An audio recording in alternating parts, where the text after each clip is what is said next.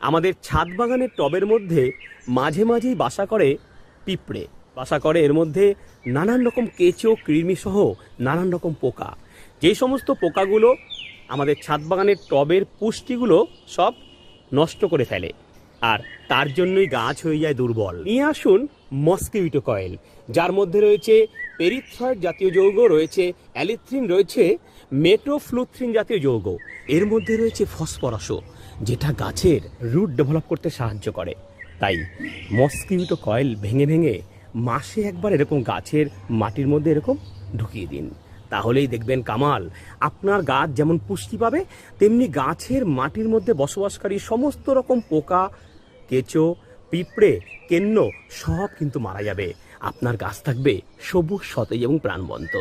এইরকম টিপস রোজ পেতে সাবস্ক্রাইব করুন স্বাদের ছাদ বাগান ইউটিউব চ্যানেল, ফলো করুন স্বাদের ছাদ বাগান ফেসবুক পেজ।